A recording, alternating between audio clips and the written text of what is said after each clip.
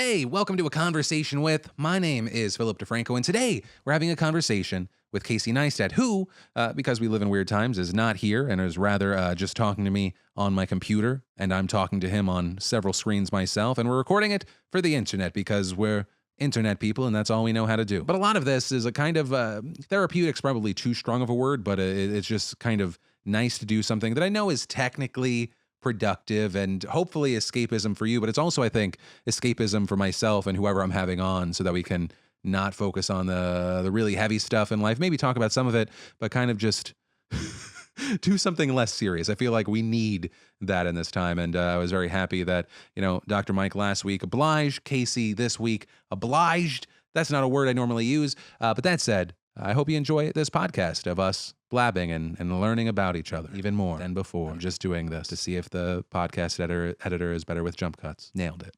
Casey, what are you doing right now? Thank you for making the time. I use this invitation to hide from my children for an hour, and I'm really excited about it.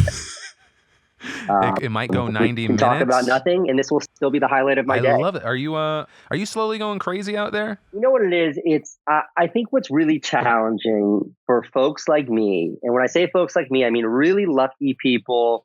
I got plenty of food. I'm very fortunate to live in a nice house. Like there's nothing wrong, but it's tough for people like me to complain. That doesn't mean everything's perfect.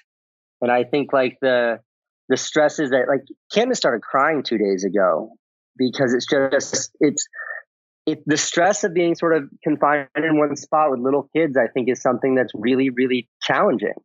You got kids too. I imagine you're dealing with some of the same stuff. They don't understand why they can't be in school. No matter how many times you tell them coronavirus, it doesn't make sense to them.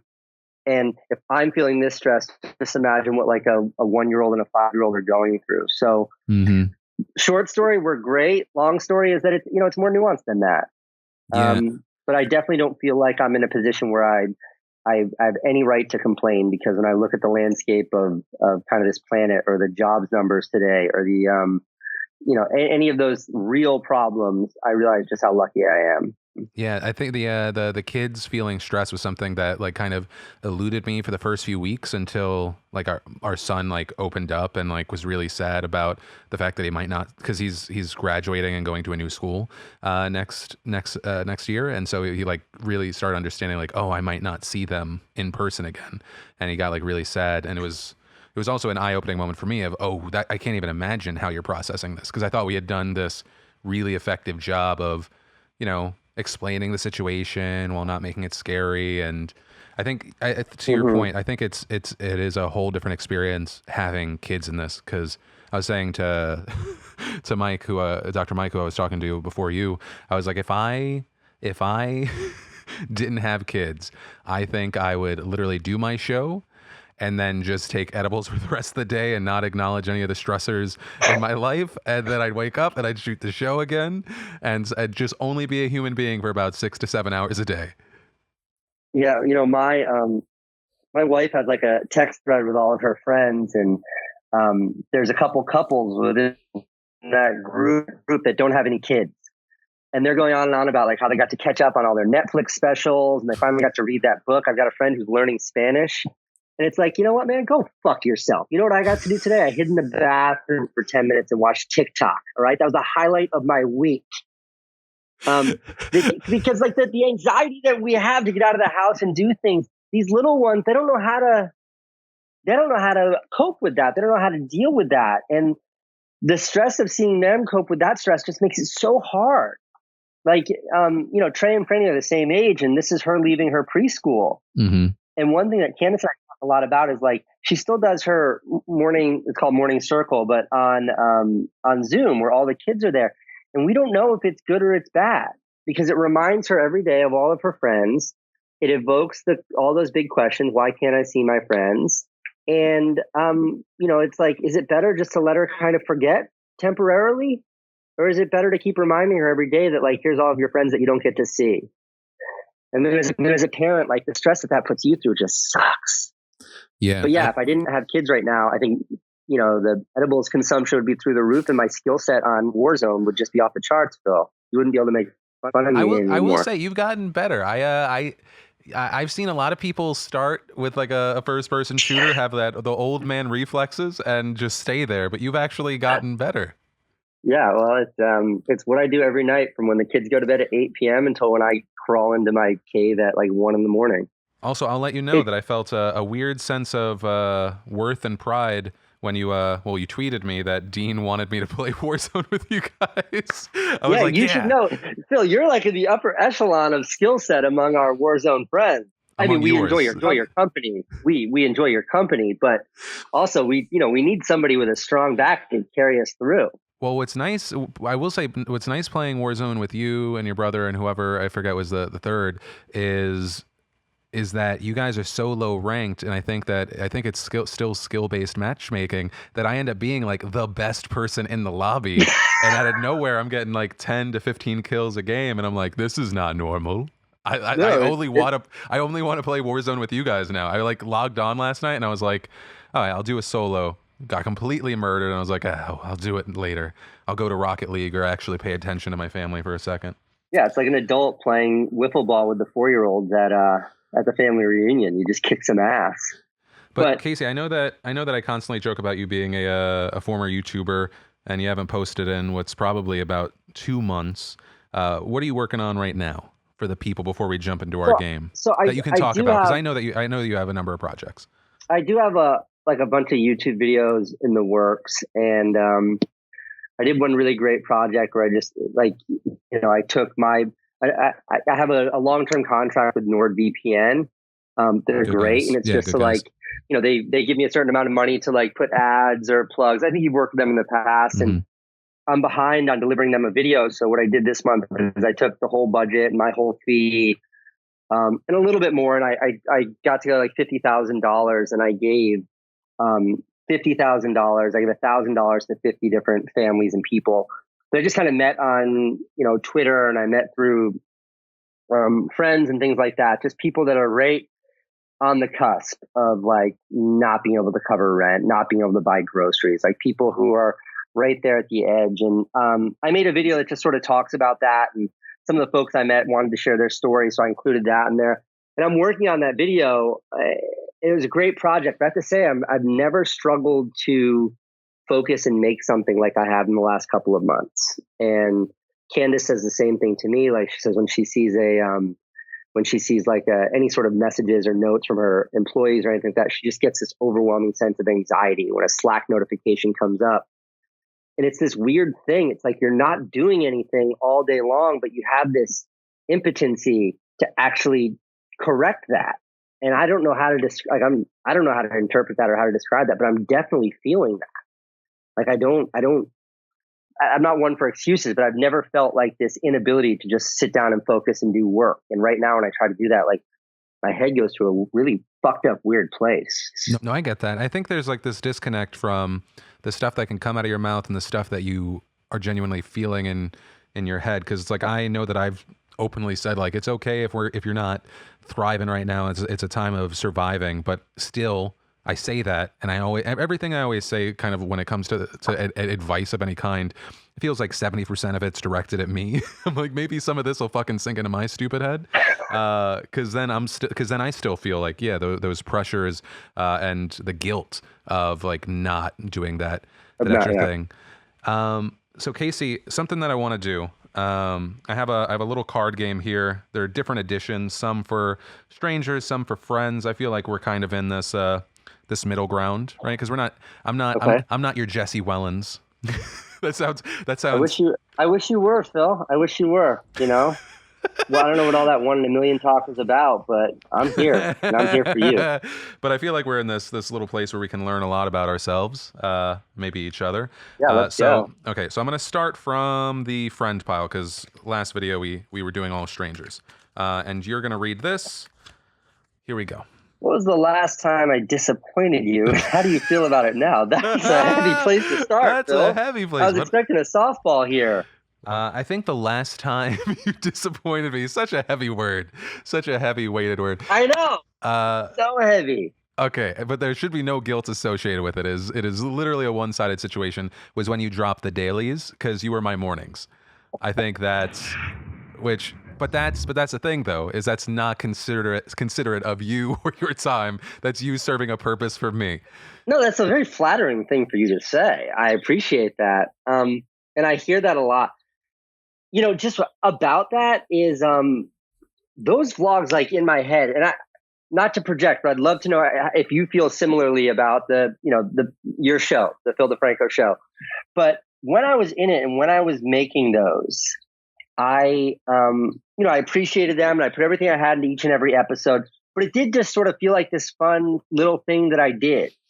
And every day between me stopping that daily show, that daily vlog, and today, I think my understanding and appreciation and me just getting what that was and sort of both its external impact and then what it was for me to make something like that every day, that appreciation goes up as I get further and further away from it. So I guess what I'm saying is, like, at the time, it just felt like a nothing. It was like, yeah, I don't feel like skateboarding anymore. I don't feel like making these little videos anymore. But now when I look back at, like, this idea that I had a video, 10-minute video of every day in my life 5 years ago, it feels so heavy. And, like, what a way to capture your life. And I like ponder, Phil, I think about, like, what's it going to be like in 10 or 15 years when I can look back at that. Yeah, I get that. You ever think about that? You're like one of those few YouTubers where you can go back and see Sexy Phil in 2008. Yeah, and other people can too, and that's horrible. I was messaging, so we're trying to get the I don't know if it'll happen by the time this video is up, but the PDS is going to start existing in another place that in a premium setting, and we were talking about, like, at what output will we do, and someone said, you've been so prolific for so long. And I was like, oh yeah, I've done so much. I will say, from an appreciation standpoint, I love seeing kind of old vlogs where I get to see my oldest when he was like 1, 2, 3, and just seeing that evolution. It's kind of cool to see, like, what was happening at the time. But the main thing that I feel more regularly is the fear of kind of what you're talking about is I know how much I'll miss this once I don't have it. And I've seen that, unfortunately, in, like, a number of friends who jumped or left or whatever for a period of time, and now, even though they're monetarily, like, fine, that they crave what they used to have. And so I think that's also helpful for me, though, is because it's like I know that's there, and so that's why I have these, like, little breaks so that I can kind of handle the long run. But we'll see. All right, I'm gonna do. Wow, we might have to go to the the strangers one. Who takes more responsibility in our friendship, Casey? Jesus Christ, Phil. Fuck, this is weighted. Who takes more responsibility? Well, I would say, like, you're more proactive in, like, organizing these talks and, like, when we hang out and there's no camera and there's no recording devices, it's usually like chasing around our kids, playing with whoopee cushions. Dude, that was such a hit. I think that was such a hit. That was such a. I think when you were at my house that one time, both of our older children got into the M&Ms or some sort of disaster like that. But there's not a lot of you and me time in those moments, Phil. And since you're the one who makes these kinds of talks happen, I don't know that, like, two grown ass men with children would otherwise, like, be like, hey, Casey, it's Phil. Just wondering if you'd like to spend an hour today talking to me. Like, I don't think we would do that if we didn't have this excuse to make these moments happen. So I'm going to go ahead and say that, like, I think you're the one who takes more of the initiative in making this connection stay alive. Yeah, I feel like the way we communicate outside of, like, recent weeks, because of Warzone specifically, is, like, we won't talk for a really long time, and then we'll talk back and forth almost constantly for several hours, and then it dissipates. But that's me with most people, I think. I don't know if that's the case for you. I will say, like, as I got older, I really appreciated the fact that, like, you can have friendships, you can have relationships that go huge gaps with no communication, with no interaction. And then when you do see one another, you pick up right where you left off. And I think that's a sign of something special. And I have that, like, in recent years, I've tried to work harder to, rekindle and maintain the relationships I have with, like, my high school friends back in Connecticut. And I realized, like, which friends were, like, I had the most meaningful relationship with, because I'll pick up the phone and call them, and it's as if we're talking, like the same conversation we'd had if we spoke every day, and that's a really nice feeling. And then those fucking friends are like, "Yo, why didn't you call me last week?" And like, fuck you, man. I got 2 kids I'm trying to feed. Yeah, I haven't tried that in a really long time. I think when I was kind of like 24, 25, I tried to keep up with some, but then I realized the dynamic had changed too much because I was very much like I wasn't the main friend, I was like the sidekick in a lot of relationships. And then I realized like I harbored a lot of resentment once I got to be the fucking main character in my own story. All right, I'm going to switch to strangers. Let's see if, so it's not like, how am I special to you, Casey? All right, let's see. When was the last time I made you cry? I'm just kidding. That's not what it says. That's not what it says. That's not what it says. I was like, that's a weird question to ask a stranger. When was the last time you doubted someone's love for you? Phil, where did you get the cards? Is this deck of cards called like Existential Crisis in 52 pieces of paper?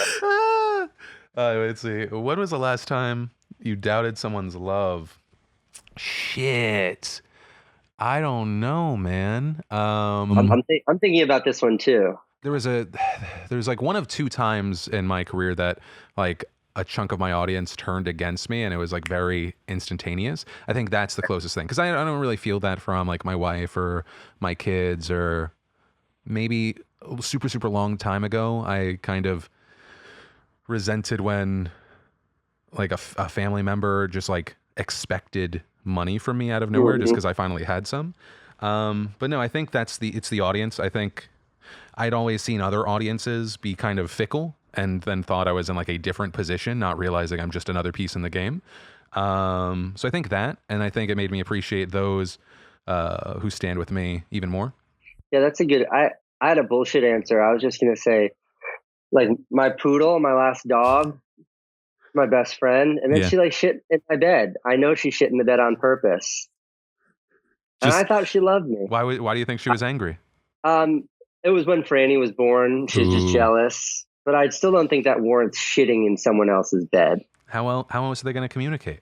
Growls? But seriously, the cancel culture thing is a tricky one, because you look at like, I mean, I was fortunate where I didn't feel too much of it. There were a couple of times when I made videos that I think like, like when I made the video that was like my anti-Donald Trump video about how much I hate the guy and I won't vote for him, and I didn't want my audience to vote for him.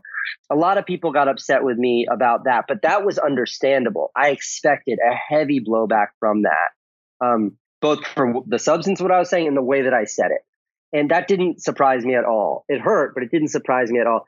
But there were a couple of other times where it was like that. But when I see it happening to other creators in ways that I feel like are unfounded, I feel their pain, and I know how difficult that can be, because you do develop this relationship with your audience that feels so real. And I don't think in real life, there's always these opportunities to work things out, talk things through. If you're upset with me because of something, you would call me, we'd have a conversation.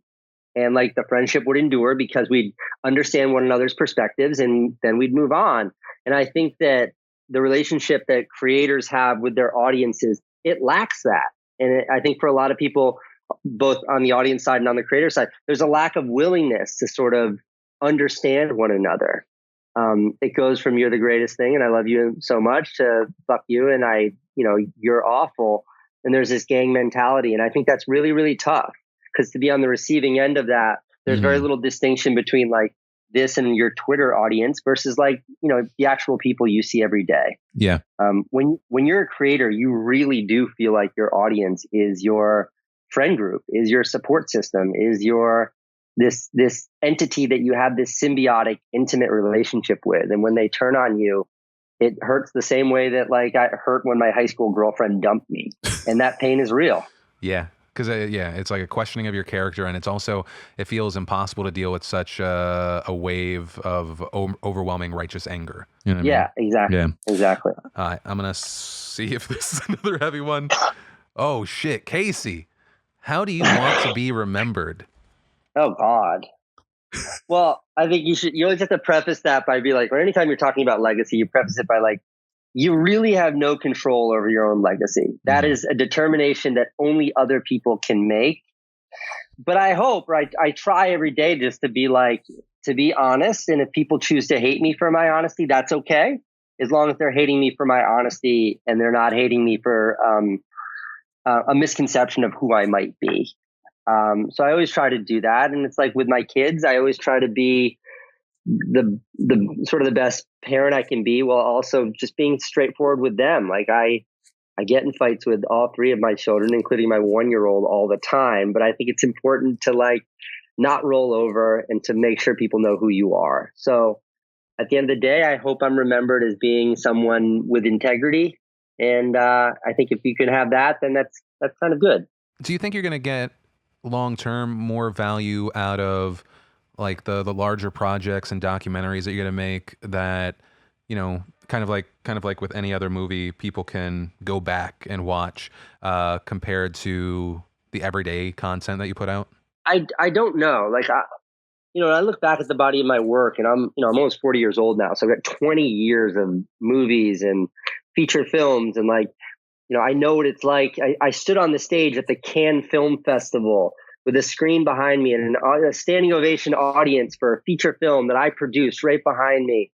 And then I know what it means to have a YouTube video do 10 million views in a day. And it's I've been so lucky to have these peaks in my career. Mm-hmm. So when I look back and I try to say what is the most significant piece of work I've done, at least to me personally, I do think it is the total of that, whatever, 600, 800 episodes of that daily vlog.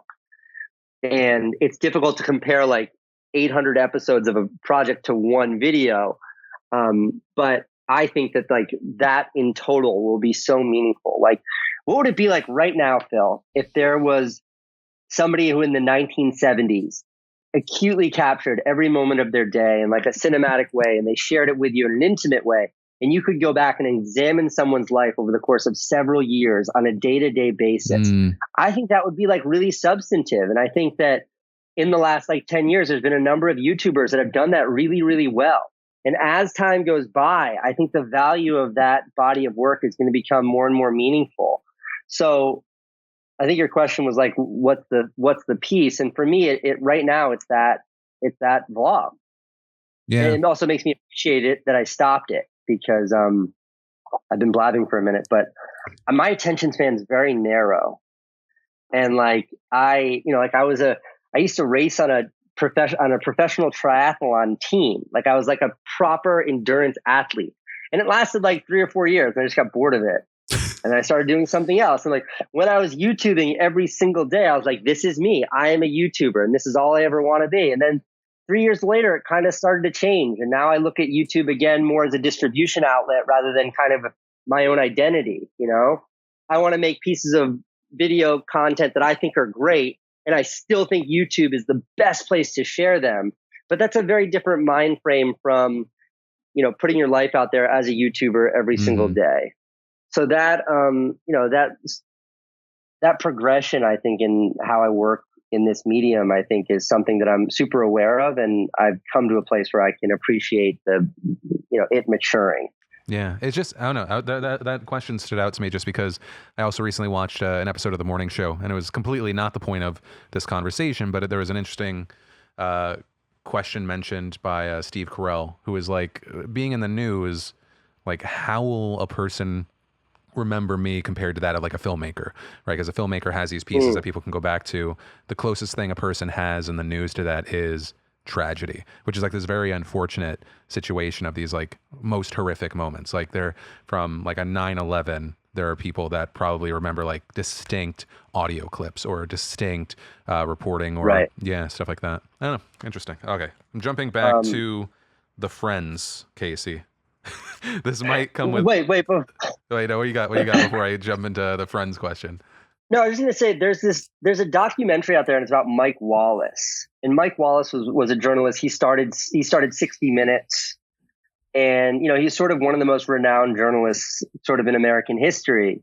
And he died a couple years ago, and this documentary tells the story of his entire life. It's fucking fantastic. But it's exactly that. How do you remember a journalist?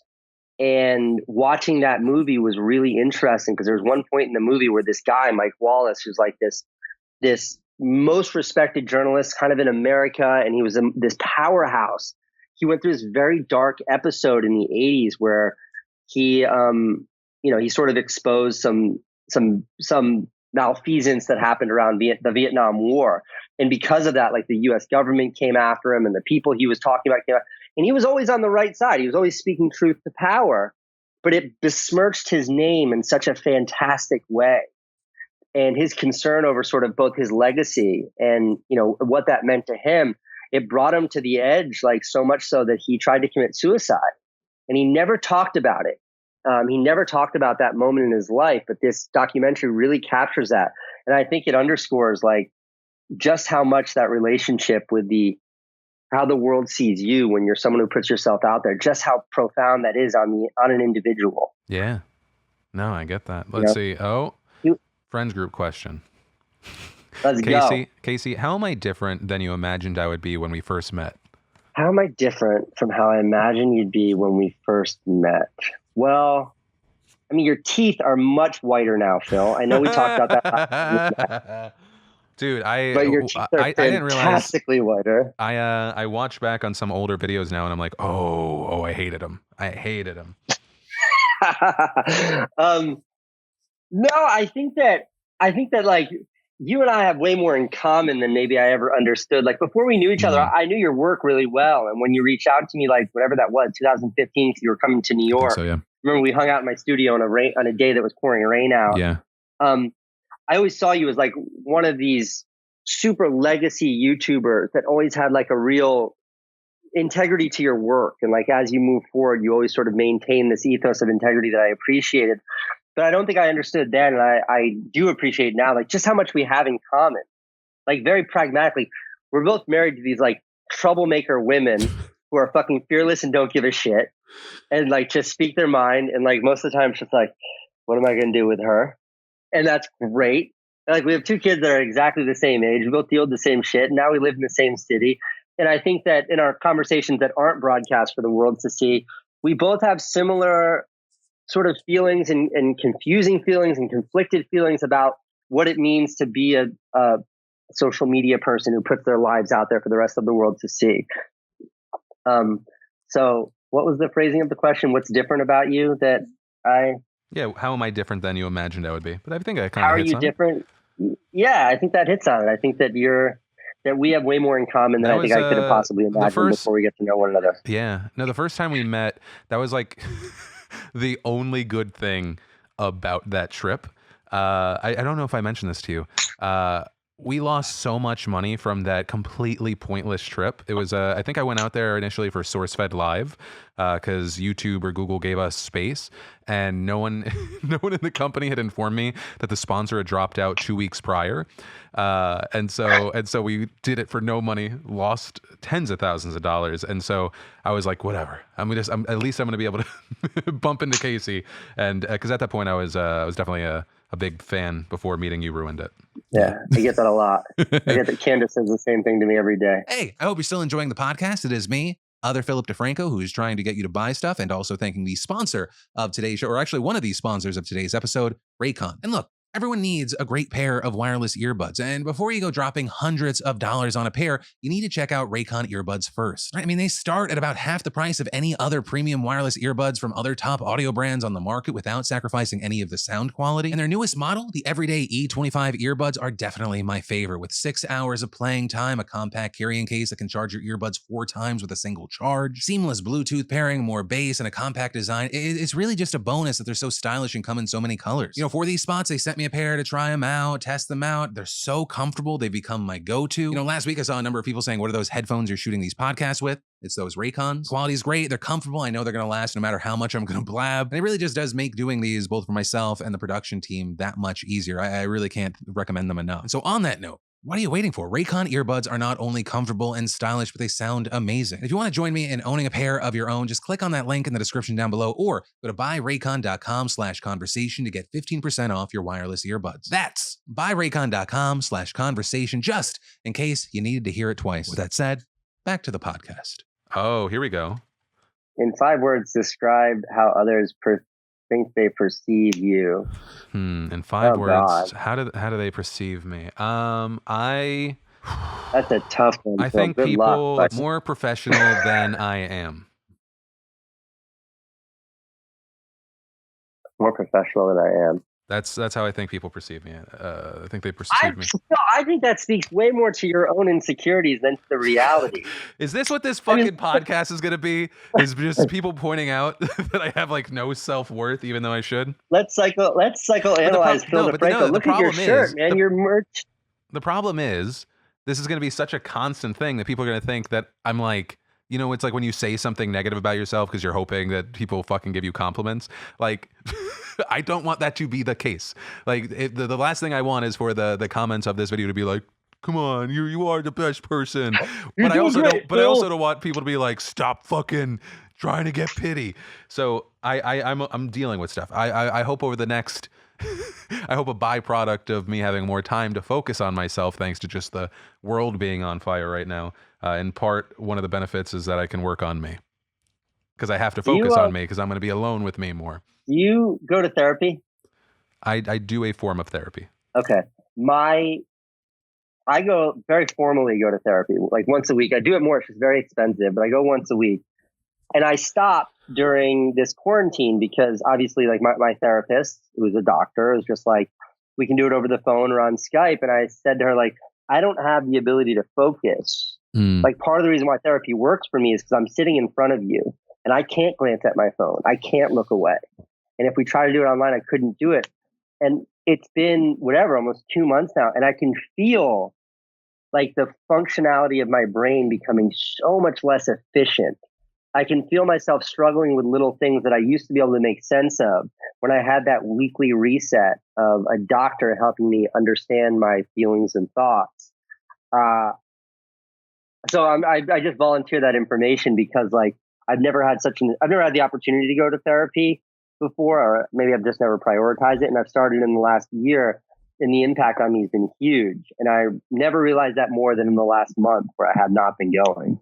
Yeah, I mean, I initially started where it was like I could type things out. Then I realized I need like actual FaceTime just through like a Skype because I can stay focused enough and I can get it. But yeah, I think maybe once things calm down, then I'll do an in person again. It's tough. You have to be at a place in your life where you're ready for it. It's like that thing, you can't help someone who's not willing to help themselves. I know for me personally, when I look back, like the reason why I didn't do it before, like, is because I wasn't really willing to confront that aspect of who I was. Instead, I just be like, I don't need therapy. It's not for me. I want to get to a place where I'm not scared to do psychedelics because the stuff that I suppress is going to come out. That's the level of good that I want to get to. I know. Me and Jesse always talk about like whenever we get stoned together, we always start with these ideas, what we call them, idea conversations, where we have a really high idea, hence the name idea. And it always starts really fun and enthusiastic. And then we start to stoned intellectualize it. And then invariably, Phil, it gets to a place where the conversation, which started about like how to make a prank video on YouTube, becomes so deep that like we're no longer comfortable being around one another. And it's like, all right, bro, cool talk.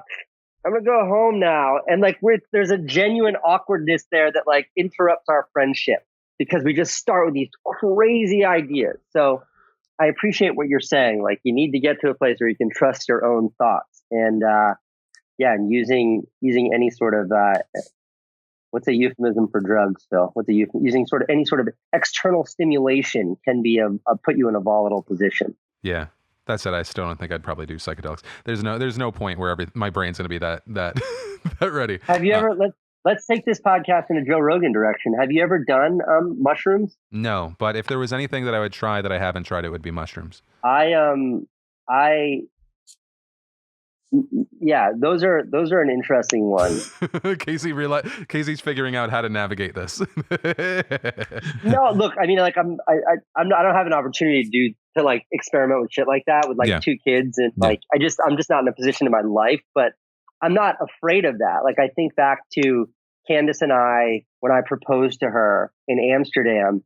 There, it's like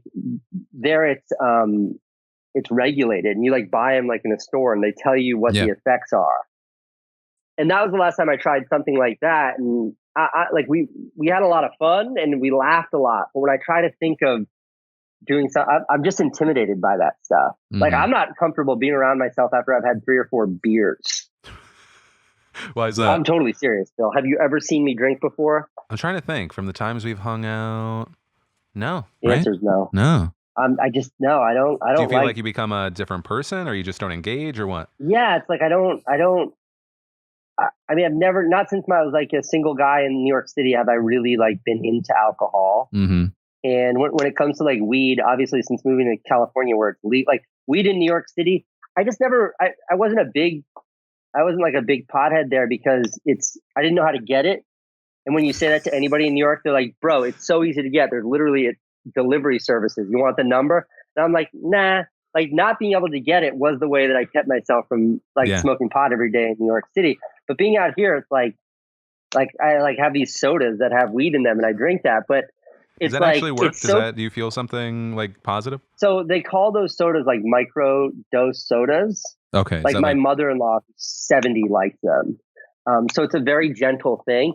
But like if I drink a couple of those and I play Warzone with you, like that's a lot of fun. Yeah. I don't know that I could like smoke a joint and go and hang out and be social. No, I just, no. you know, I don't trust my intellect when it comes to weed or alcohol or anything else that I might consume. Yeah, no, my public high experiences are 95%. It's close to the end of the night.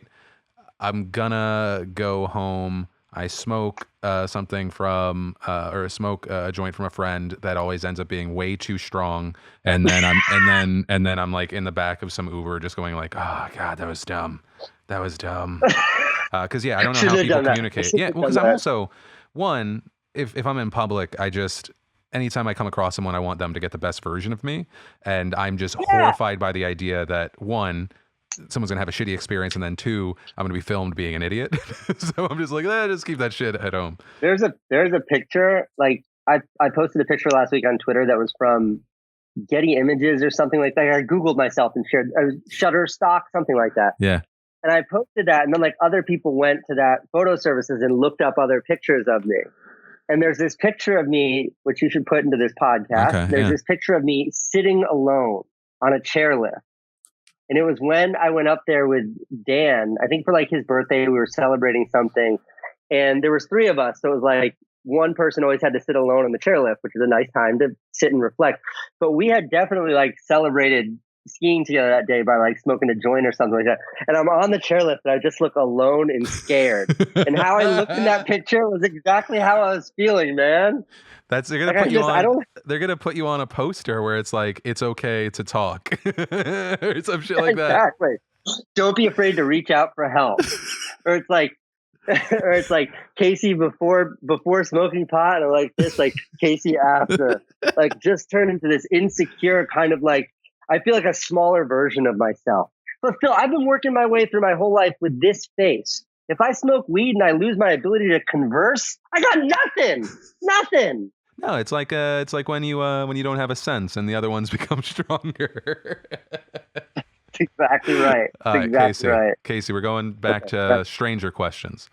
What scares you that you're embarrassed to share? I don't really get. I mean, the thing that scares me that this is true, that I'm not comfortable bringing up is like money, because I've made a lot of money. I definitely am more well off than I ever imagined myself being, and I celebrate that and I appreciate that every single day. But when my first son was born, like being on welfare and that feeling of going to bed every single night, not knowing how I was going to like provide for my kid, is such a horrific, just terrorizing feeling. And I think that's why when I see things like today's job numbers, I freak out. Like I go into a depression because I know that feeling so intimately. Mm-hmm. And even though right now, like I have financial security, which is all I've ever wanted in life. And, but I still have this wildly irrational fear of being broke. And I think that if I was back to broke Casey, which I definitely used to be, and I looked at like a guy who has what I currently have, and I heard a guy like me saying, I'm scared of being poor, I'd be like, fuck you, man. Fuck you. So I don't feel like I'm in a position to ever talk about that. And that's fair. So I'm embarrassed to bring up this fact that I'm a guy who has a lot of means right now, but I still harbor these somewhat irrational feelings of fear when it comes to sort of losing this ability to support my family and take care of those around me. Well, I think it's helpful for, at the very least, two reasons. One, I think it makes you a much more whole, empathetic person. But then also, two, I feel like people that don't have the fear, that don't have the experience of not having, are in a much weaker position. Like that's when I'm in my darkest times. I think that's one of the few reasons that I like pick myself back up and go, because I'm just like, you feel like things are bad, Phil. Things could get so much worse, and you fucking know that from personal experience. So I think it's in the land of always hads and hyper privileged. I think it's a fucking superpower. Yeah, it is. It is. And we both know people who have always had, and I think that I genuinely feel bad for them because their lack of understanding of what it's really like. I think that's also part of the reason why it's going to be really important, like how we raise our kids, because they're going to grow up as, always hads to a certain degree. My kids are fucked. My kids are fucked. Except for Owen, so? My kids are fucked. Yeah. I mean that. And I'm not embarrassed to talk about this. It's like, I grew up in like my family, we weren't poor when we grew up, but we didn't have a lot of money. We were very middle class, one of 4 kids. We never went hungry. But we definitely, we struggled. I remember my dad's company like almost going out of business, and I had to ask his mom for money. Like I remember these struggles from my childhood, and they definitely helped inform who I am. And when I look at my girls, all I want to do as a parent is protect them from what I had to deal with as a kid. I don't want them to deal with those hardships, but it's those hardships that made me who I am. Mm-hmm. So it's this like, damned if you do, damned if you don't situation. I don't know how to, as a parent, I don't know how to navigate that. I try to give them the best value. I try to school, like we're figuring out what school to put Francine in next year. And it's like, we are sending her to a private school. And I feel guilty about that. It feels stupid. So she's going to be surrounded by a bunch of rich kids. Like that is not a healthy environment, but it's also academically a fantastic school. So as a parent, I want to give her the most, but as a parent, I'm also keenly aware of the fact that she's going to be surrounded by kids like, that are super affluent. That's not a great social situation. And I don't know how to navigate that. Like it's a very scary place for me. Yeah. And that's what I mean when I say my kids are fucked, because like I want to give them the best. So I'm doing that. And I don't know that that's the right thing. Yeah. I don't know. The good thing is, I think, especially with the age our kids are at, we got some time to figure it out on the ground.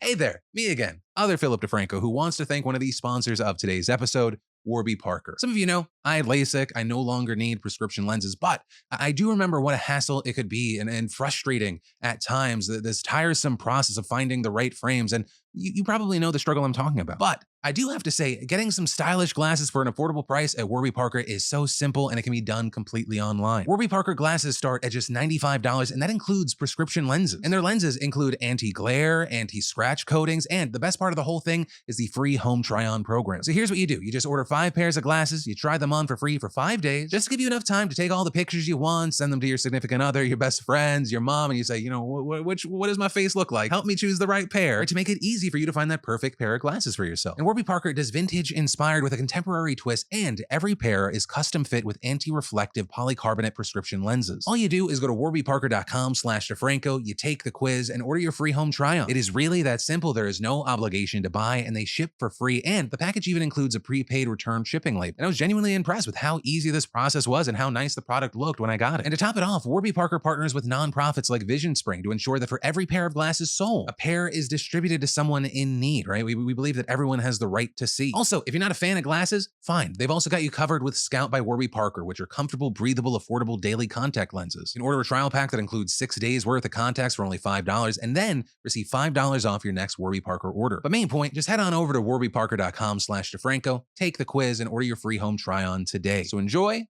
Thank you to them, and back to the podcast. So let's see.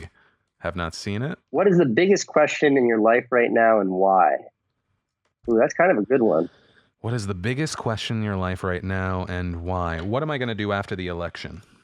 I think is probably the biggest question in my life right now. Because I've been navigating, this time period. And I've got like a general good idea I'm not rushing anybody back to the studio. Like I'm watching guidelines and then just based off of my comfortability with everything.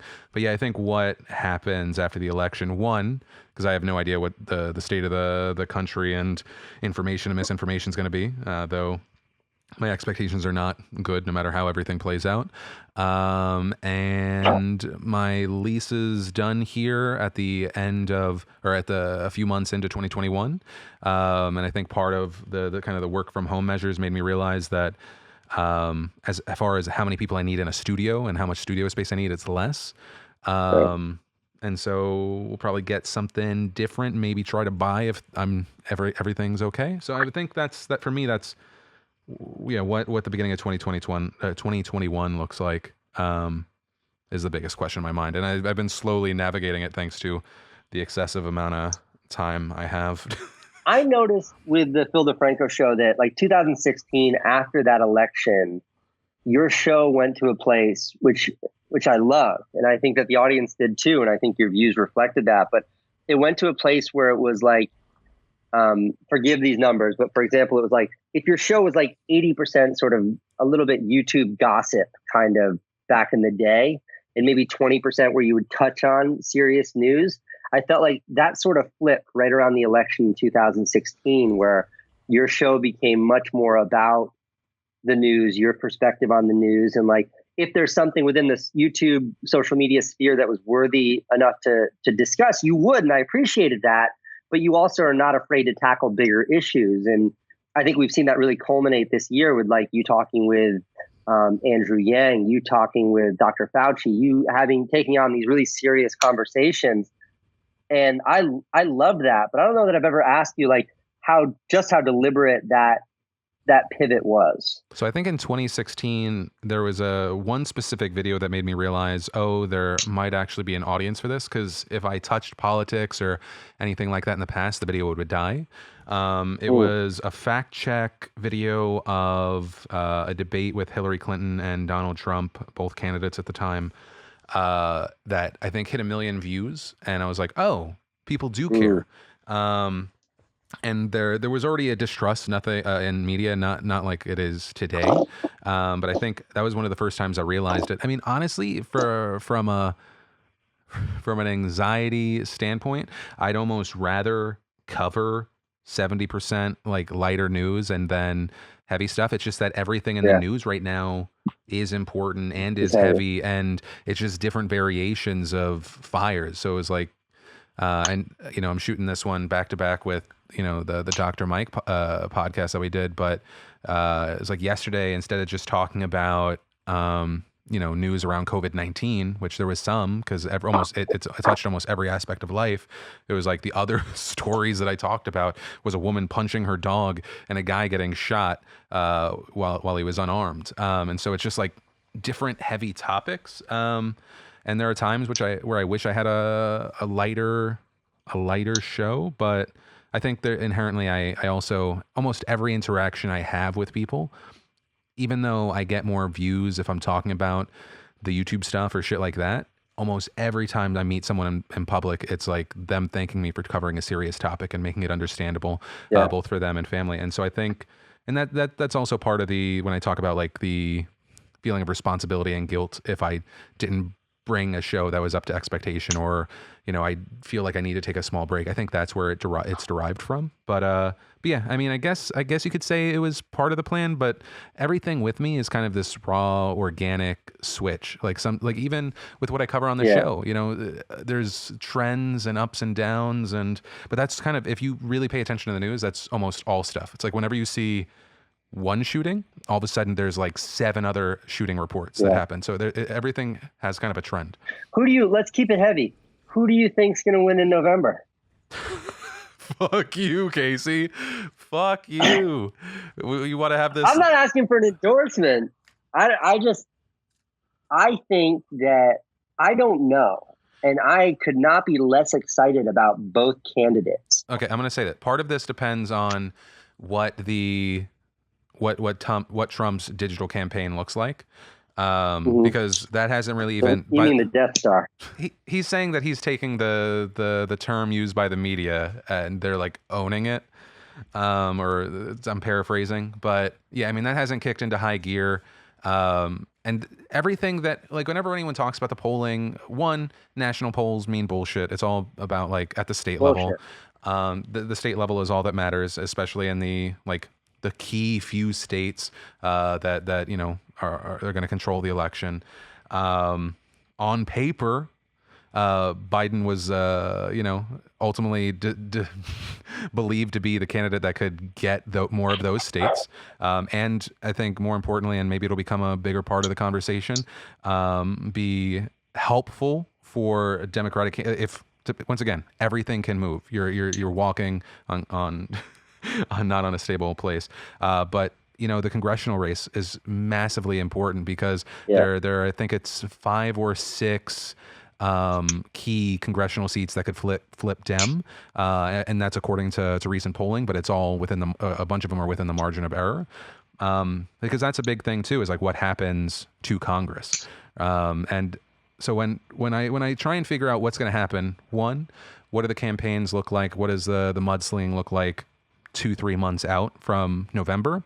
And then 2, what's the state of the coronavirus situation? Because if we're still in a place where mail-in ballots are not incredibly easy in a number of states, which is the case, you're essentially going to have to try and convince, if you look at the polling, Republicans in general are less fearful of the coronavirus. So you would expect that they would have larger in-person voting. So it would essentially be the left trying to be like, yes, it's dangerous. Yes, you're at risk for going, but it's the future of the country. And essentially be like throwing people out knowing that you know, they might get COVID-19 at that point, which has a death rate of whatever it's updated to at that point. So it's there's too many variables. I think it's a coin flip for me. Okay, I know that you have I know you have heavy feelings. You wanna express those feelings publicly? Yeah, I do. That's what I do. Okay. I say this and I'm joking, but I'm also I'm a little serious. I think I don't want Donald Trump to win. I'm not a fan of Donald Trump. I've never been a fan of him. I think he's dangerous for this country, all of that. But I have this crazy idea as to exactly what Donald Trump could do to guarantee a victory in 2020. This is not an endorsement, and I don't want him to do this, and he would never do this, but hear me out. But here, let me just give you the codes to the nuke. This is what this is. This is the codes to the nuke. But he'd never do this. Imagine our Republican president comes out right now and says that he is going to usher in universal health care as a result, and a way to address the tremendous impact of the coronavirus pandemic in this country. Now is the time, and it's never been appropriate before, but today it is. Now is the time for universal health care. But he'd win the election, right? It'd be all the Republicans would have to turn and be like, you know what? He's got a point. And they wouldn't be eating their own hat because you have this excuse, which is the coronavirus. Of course we were always against this socialist bullshit. We've got the coronavirus now. It's a different monster. Everybody needs their health care. And it would just tear the carpet out from the sort of the Democratic policy point. I think it could be incredibly powerful. It will never happen, Phil. But couldn't you kind of see that as an interesting... Couldn't you see some crazy world where something like that could happen? That Trump outlefts the left on one key point. Hey, I mean, if you think about it, what's more nationalist than saying that every American gets health care? Donald Trump? Universal basic income. Yang was made fun of by everyone for that. And what's happening now? The government's throwing out these checks, as they should do, necessarily, but that's not a very Republican. That's not a very I think what it is to be a Republican is drastically changed, and I also think it's not. I don't know. When I think of Republicans, I think of people like Oh my gosh. Is it Michael Steele? Is that who I'm thinking of? Former RNC chair? That's who Yeah, I RNC think. chair. Yeah. So I don't know. This is a different beast that I still try to understand. But I mean, I think to your point, I think if, when Trump says jump, Republicans these days, at least, on the congressional level, they say how high, because I mean, you look at the stuff he's been able to do with like federal judges and kind of like other Exactly. key points. Maybe. If he did something crazy like that, think about, would that not be the craziest thing ever? And then like, what if it would never happen, Phil. Hey, it Never could. gonna happen. I think he's he's like the president of polls. And it's like whatever feels right in the moment, he'll say. I mean, there was that whole fucking thing. I forget which shooting it was talking about, when he was talking about red flag laws, and he said the statement, and I'm paraphrasing, I like to take the guns first and then figure it out. and like people were up in arms for a day, and he was like, no, here's what I mean.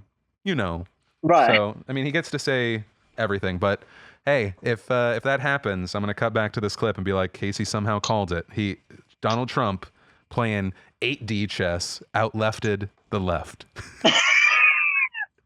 By the way, I hope he doesn't do that. I don't want to see him as our president for the next 4.5 years.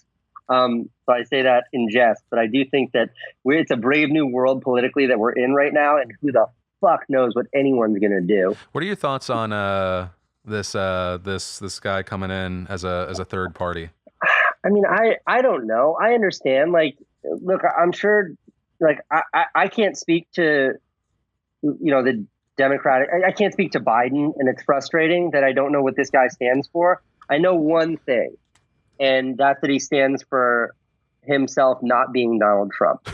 And I don't, like, come on, that's not a crazy thing to say. I think a lot of people in the primaries literally voted for Biden out of fear that, or out of hope that he could like get the few percent of people that are like, oh well, Trump's not my guy, but I don't want like to go super super left. I think a lot of it was less based off of excitement and more based off of fear and strategy. Yeah, I don't think it's such a crazy thing to say. I think it's exactly what it was, but I just don't know what he stands for, and that's really frustrating. And I think like these, like the allegations that are being made against him right now, I hope that they're given the attention that they deserve. As crazy as that is, considering the amount of, like the tidal wave of allegations made against the president, which have never gotten the attention that they deserve. I still don't think that's enough of an excuse to not give attention to every allegation made against a public figure like that. But I just wish I knew what he stood for. So when it comes to a third party candidate, I understand the frustration on some people's part. That's just like, I'm not hearing what I need to hear when it comes to the leadership in this country. And if I'm not hearing it, let me do something about it. I get that. I'm not a big subscriber of the idea that like everybody should keep their mouth shut and stick their head in the sand just because we have to beat Trump. I want Trump out of office as much as the next fucking bleeding heart liberal New York City Jew like me. But I want to be, it doesn't mean that I'm willing to sort of chop off my nose despite my face sort of thing. Like right. I want a better country. I want better policies. I want more transparency. I want someone that I think represents this country better. I want all of those things. So not an easy question to answer, Phil. Totally, and I don't have. Which is why I'm going to jump to what may be an easy question. Haven't read it yet. If we never met, in what ways would I be different? Oh, God, Phil. I would literally be the same person that I am. Yeah. No, that's not true. That's not true. You don't think so? You would not be the same person, Phil. You would have never introduced your children to whoopee cushions. I would have never. That is accurate. Casey, has your life been affected by the introduction of Philip DeFranco in person? How has my life been? I don't think that you would not be different in any way if you didn't meet me. I enjoy our back and forths, but we would literally be the same exact people. No, I can think of something. I think that you have highly motivated me to improve my Warzone skills, because my kid brother now, when he calls me, it's just to get you on his squad. Perfect. And that's embarrassing for me. So I have to up my own game so I can have some quality time with my my youngest brother. I think I get more joy out of him liking or appreciating me in any way more than you, just because I've told you this before, your brother's like the ultimate like man's man. I think growing up around those people and always feeling like the quiet little kid, I'm just like, yes, appreciated. For those of you who don't know, my little brother, my kid brother, he's a 20% taller and bigger than me in every way. He looks exactly like me, but he's much better looking than me. He's a retired U.S. Air Force jet pilot who's now a professional stuntman that's in like every movie made. So yeah, he's like the quintessential, like he's kind of what like a guy should be, and we're just like dopes that talk on the internet. So yeah, the fact that he likes you on the squad it's a big deal, Phil. It's a big deal to me. All right, next one. When do you feel most alive, Casey Neistat? When I find these bursts of joy in my life that I think really eluded me when I lived in New York City, especially for the last 5 years in New York City, where my sole focus was on work. It was like when I was there, it was just work, and huge successes in work. Like when I'd have a video just explode, and everybody would watch it. Like the EKG of my happiness wouldn't really move much. Or like, when I sold my company, which was a huge victory for me, and it was a big deal for me in a million different ways. Like I celebrated it and I was very proud, but it didn't give me this feeling that I've been able to tap into since we moved out here and I've sort of recentered my focus on life. But like we inflated this stupid inflatable pool in our front yard for the babies to play in. And like seeing my baby daughter, like she's 1, she just learned how to walk. Like she's just turning into a real human. Seeing her laugh hysterically because my older daughter like is splashing her. It gives me this explosion of happiness that is so elusive in life. Last night I went swimming in the ocean at like 10 o'clock, and there's this like bioluminescent. I know. Come on, there was nobody around. Judge. There's this bioluminescent algae in the water right now. That's why we went swimming. And when you move your hand through it, like it turns blue. And I was out there swimming with like my neighbor and my little brother, and like that was one of those moments that like I wasn't filming it. There wasn't a camera there. Mm-hmm. It was just I was doing something for me. And it gave me that sort of like that moment of happiness in life. And those little moments, I think, eluded me so much because my focus up until now in life has been so work oriented. Mm-hmm. So it's that kind of stuff. It's stuff that I know that I'm doing just for me or just for the people around me, just for the people that I care about. Doing those and then seeing it work out, no matter how silly or stupid it is, like that to me, those are the most exciting parts of life right now. Yeah, I think if I didn't have a kid, I'd be a little like, what are you talking about? But it is the smallest little things like that. Yeah, 1,000%. It's just the experience, because the thing is, it's actually such a fleeting thing, right? It's like if you think of like how many days that we have with our kids and how many minutes of actual like back and forth connection, it's huge. It's massive. It's hard to put a value on it, but we do every day. Hey, really quick, I hope you're enjoying this special quarantine edition of the podcast. And I just want to take a second to thank one of the partners of today's podcast, Pank One Network, to help fight pancreatic cancer. And you may have heard of pancreatic cancer before in the news, right? Since a number of celebrities like Steve Jobs, Patrick Swayze, Alan Rickman, and so many more have been lost to this disease. And pancreatic cancer is considered the deadliest cancer with only an 8% survival rate, and that rate has remained almost unchanged over the last 40 years due to underfunded research. Meanwhile, other types of cancer have seen their survival rates double or even triple in that same 40-year period. And Pank One is making incredible strides in understanding the various subtypes of the disease to develop the best possible treatments, and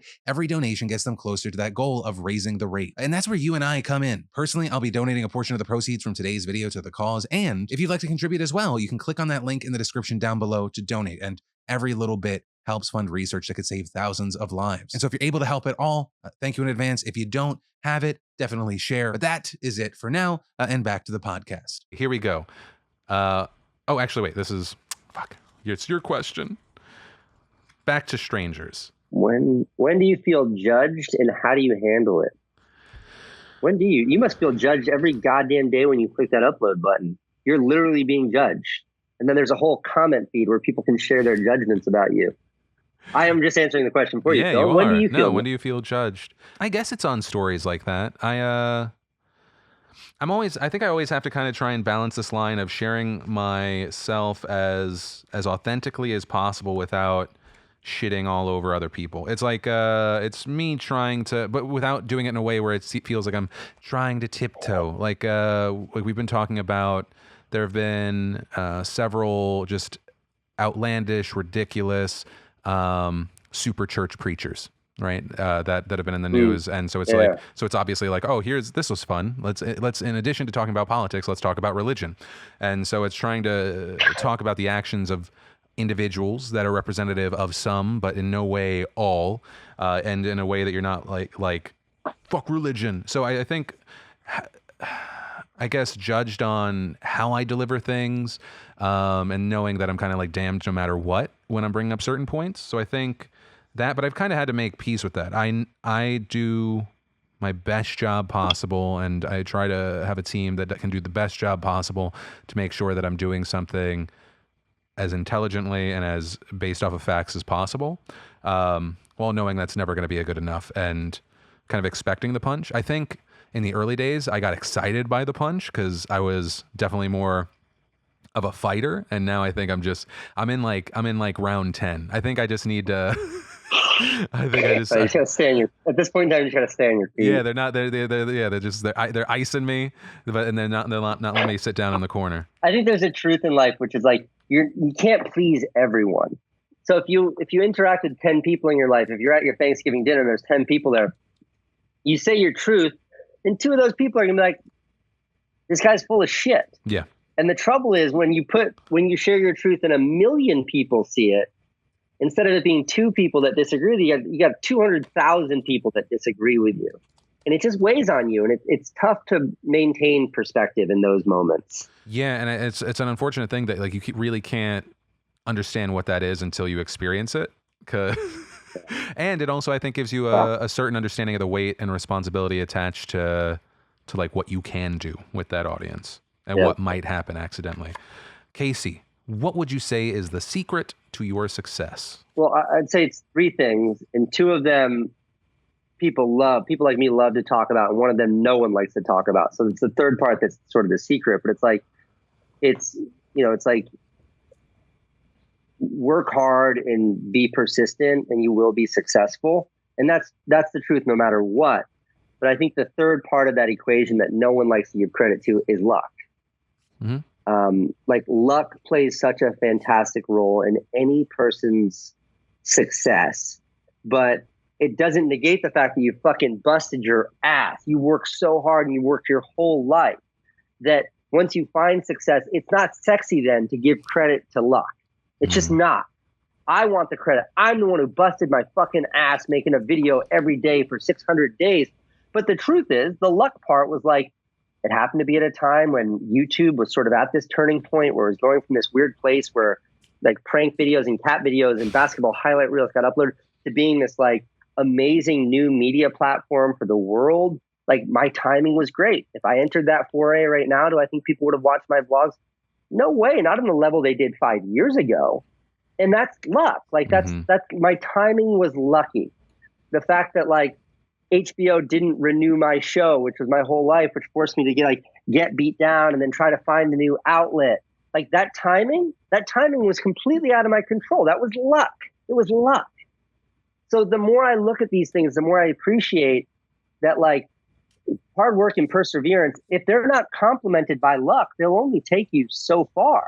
Because I know like a lot of friends. I have a friend who's an electrician. I have a friend who works in a restaurant. He's worked there for 20 years. He's got fucking a serious work ethic. He busts his goddamn ass every day. And he's persistent. He's been doing it forever.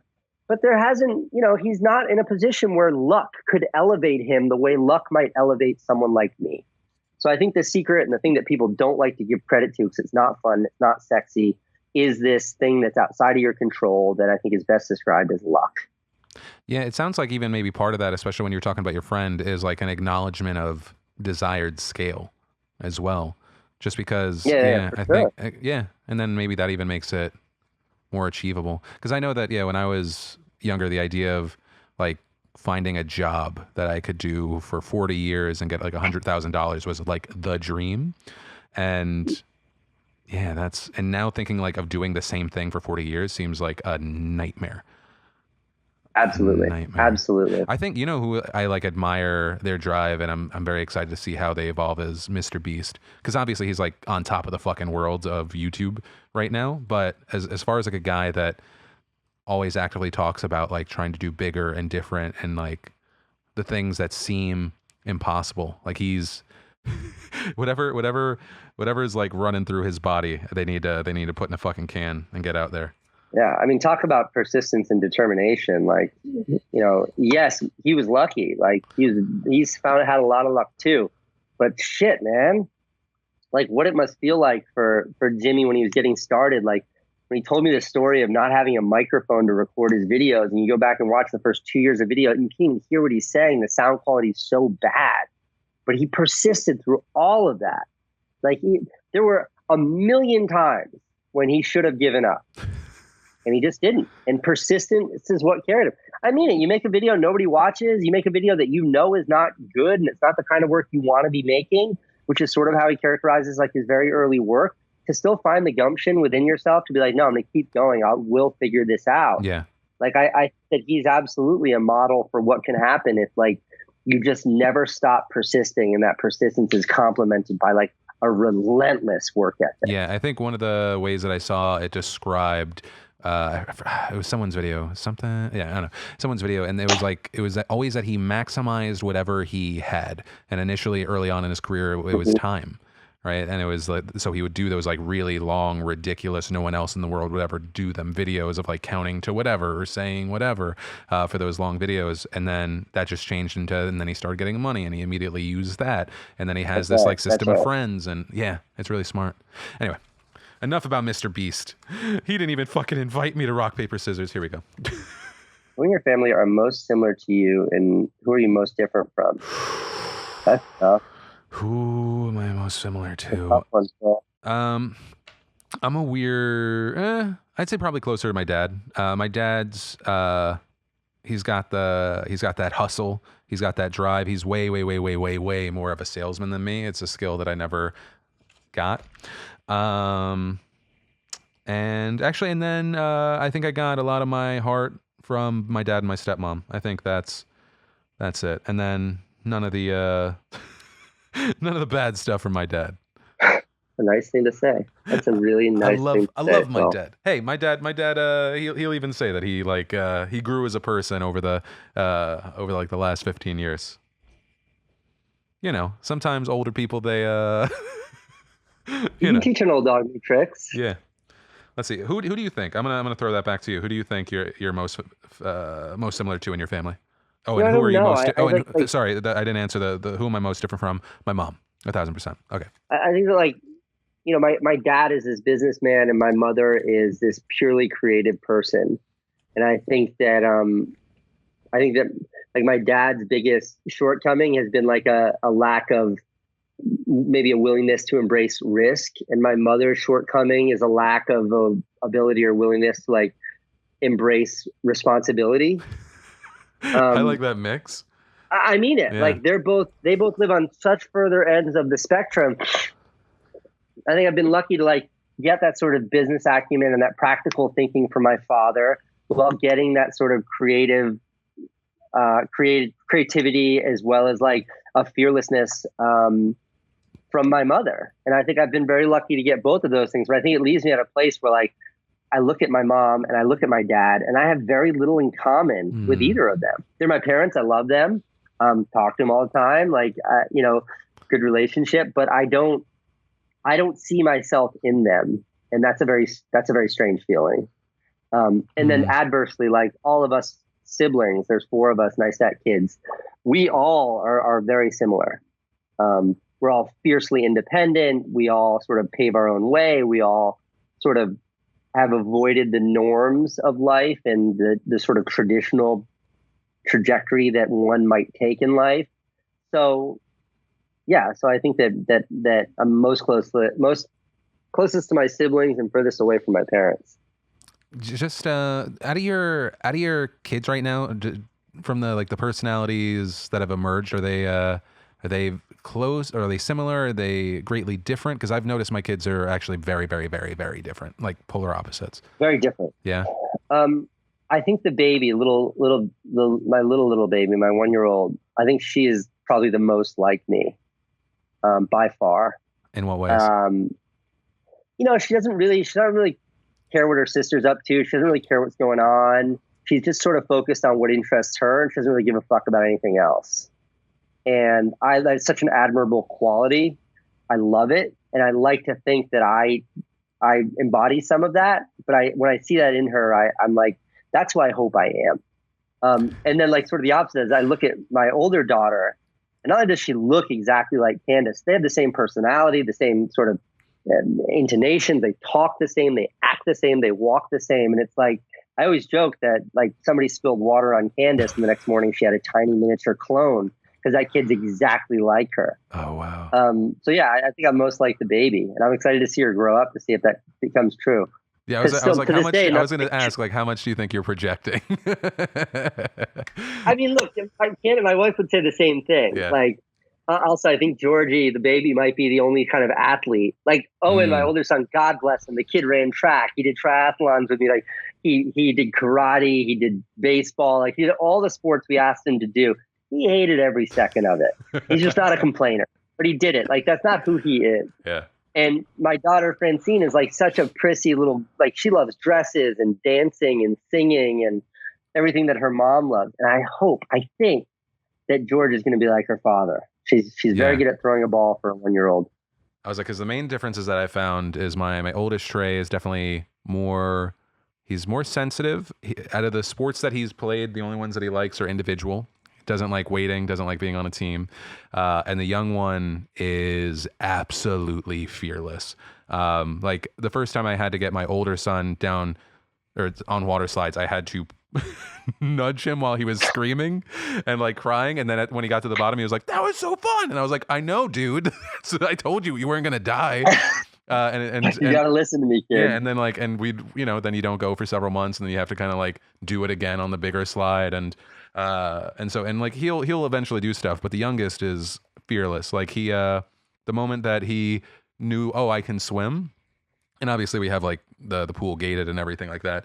This dude jumped off the, he was like, jump, because he saw a video where I did it. And he jumped off of like our waterfall. It's a very small pool, but it's a pool. He jumped off the waterfall by himself with Lindsay like behind him. I keep clarifying that because people go like, what are you doing with your children? But he just jumped off completely fearless. I'm excited to see both of them grow up and just like how different they're going to be. It's fun. All right. Casey, your question 2. Wait, is it my turn or your turn? I don't know. I mean, I get so into these deep, thoughtful. Really, it's the perfect way to spend the middle of your day. What else are you going to fucking do, Casey? Okay, let's see it. Let's see it. Describe the first time your perspective changed significantly. I don't know about first time. I mean, the most recent time has been, this move out west. And then where like I'm really trying to shift from a guy who's only focused on work to a guy that's really focused on family. Because it's one of those things where it's like, it's easy to talk about and I can explain to anyone in a way that's like, oh, that's good for you. Good work. But to actually sort of change who you are in life is a really hard thing to do that I've always struggled with. And I think that only like in the last few months, like this quarantine has promoted it. But I think that I've sort of found it within myself to like change that perspective and like take how I value work from here and bring it down to here and take how I value health, family, like all of these other things in life that are arguably more important than work and just get them to go up. And that's been like a really hard thing to do. And I think what surprised me the most is that it takes work to change yourself in that way. And we were talking about therapy before that's part of that. So that's been sort of the most recent change in my perspective is really understanding what matters most in life and appreciating the fact that I'm in a position where I can embrace what matters most in life. Mm-hmm. I love it. Okay. What do you consider your 3 greatest achievements thus far? Oh. Wow. You're not allowed to say your kids. You're not allowed to say your kids because nobody gives a shit, Phil. Yeah. Wait. Okay. So yeah. No mention of kids. No mention of the marriage. Like accomplishments. Yeah, because we all know that's number one. Of course, that's number one. We understand that.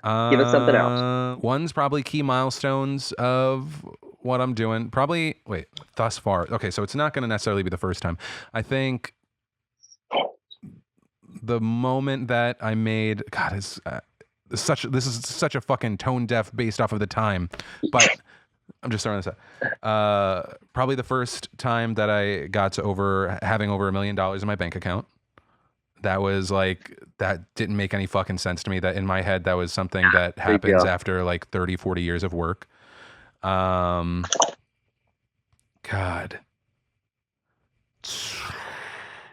Two, performing, making SourceFed at its height, where I found what I found to be like four of the like the funniest people I ever fucking worked with in my entire life. And that was like, yeah, it was definitely one of the best times of my life. And then 3, thus far, achievements. This is a problem. I have a hard time with this. Dude, I don't know. I'm blanking on the third one. Do you know what it is for me? I don't know. I know. I'm just thinking about that, and I think it's tough because a lot of these. When I was able to buy my parents' house for them.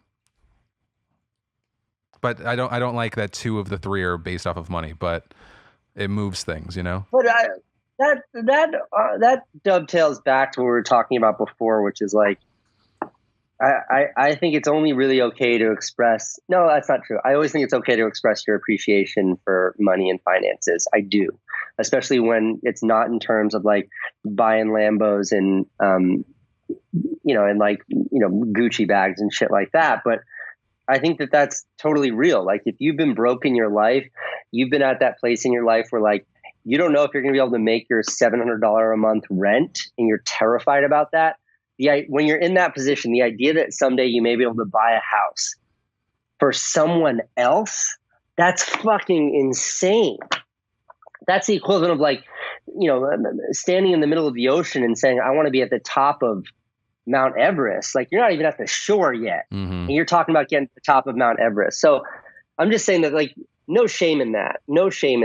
Because hearing what you're saying, like, I would even say it more generically that like achieving some degree, any degree of financial security has been like the one sort of external thing that, kids aside and all that shit aside, like that I would highlight as a benchmark in anyone's life that so many people strive to, especially when you can look at like people like, like I look at my parents who have both led successful lives where they've worked hard and all that. I wouldn't say that either of them have a real sense of financial security. I think it's something that eludes way more people than people are able to find. I think financial security is something that's like so elusive, so difficult that it should be celebrated if you're able to get to a place where you have that. So fucking own that, Phil. I am. How about that? I'm actually interested in that for you. What do you think are your 3 biggest? I mean, it's a lot of them are tied to finances. Like I remember, like before we left New York City, we had this amazing apartment in New York City. And I just remember like, I remember when I lived in an SRO, a single room occupancy in New York City. And like, it was essentially a halfway house. Mm-hmm. Like there were a lot of ex-cons in there. And I had to share a bathroom that'd be like fucking covered in blood where I'd go there at 2 a.m. I just remember like laying in bed, which was a futon, with like my kid next to me by myself in this scary little room in New York City, and being like, someday I'm going to have a house. Someday I'm going to have a real place for this kid. And then, 16 years later, when I bought like this ridiculously like posh 4-bedroom, 3-bedroom, whatever, like amazing apartment in New York City that I bought myself. Mm-hmm. I didn't borrow money from anybody. Like I didn't have to have somebody else chip in. I didn't have to get a co-signer. Like I did it. Mm-hmm. I bought that. That to me, like so much. And it wasn't in the way that like a Gucci bag flex was. It was just that what that represented was that like my kids no longer have to sleep on a futon next to me, but now they have a place to grow up that was the place that I wished I had had when I was growing up. So when I think about like, yeah, that kind of thing just means so much to me, and it's never lost on me. I wake up every day in the house that I live in now here in Los Angeles, and I'm like, I can't believe I live in this fucking house. Even though there was gunshot 1 block from my house 2 nights ago. Yeah, you're in 7 bullets. You're living in a nice, scary place is how I always describe that area. That's way we refer to it as a war zone, but yeah, nice, scary place is sure. All right, I'm going to switch, as we're closing things out, I'm going to switch back over to the friendship, which apparently is the deepest. We have a fucking deep connection. Casey, what do you think is my mission in life? Ooh, that's tough. What do I think is Phil's mission in life? I mean, if a wishy-washy answer, I think is like I see you communicating truths to people who might not otherwise know where to find that information. That's my flattering response. I think like on a personal level, I think that I do think that like you're seeking sort of an external validation in the way that you share those thoughts. Like I think that you try to be as truthful and as honest as you can with what you're sharing, in part because that's what you want to do, but also in part because you want people to know that you're trying to be the most truthful version of yourself that you can be. Does that distinction make sense? Yeah, I think so. I think we're all guilty of that. That's what we all do. Most of us do. But I think that you specifically, because of the space that you're in and the scrutiny that comes on anyone who's trying to disseminate information right now, I think that you uniquely have to confront that in ways that most don't. Casey, here's a question. What am I hiding? I'm just scrubbing through for the best ones. What am I hiding? I don't know. Casey? You still adjust your camera angle to be as flattering as possible? 1,000%. Especially in this fucking quarantine. You're hiding yourself, Phil. I know. I had to tell Candace she's not allowed to buy any more Pop-Tarts. Oh, I've been on like a box a day habit. Those things are goddamn delicious. I'll run a complete day fine. 8 o'clock comes in. I'm like, I apparently need to eat all my feelings. That's what I'm going through right now. What do you see as the next steps in our relationship, Casey? I mean, I'd like to take this, to a more of a physical space, Phil. I feel like, you and I, we lack that physical intimacy, just a couple of guys having a good time together in the hot tub, shirts off. Well, you got to think about it. Like literally every time we've hung out, it's been such a last minute thing. It's like it's like one of us texts the other one at like 7 a.m. We're like, you want to get breakfast? You want to drive fucking 40 minutes real quick? I literally texted you when I was in the valley a couple weeks ago at 7 a.m. You're like, hey man, want to meet for breakfast in 4 minutes? 2 blocks away from me, and I wasn't there. I know. Trying. How do you feel about the relationship I am in, Casey? I think it's a mess.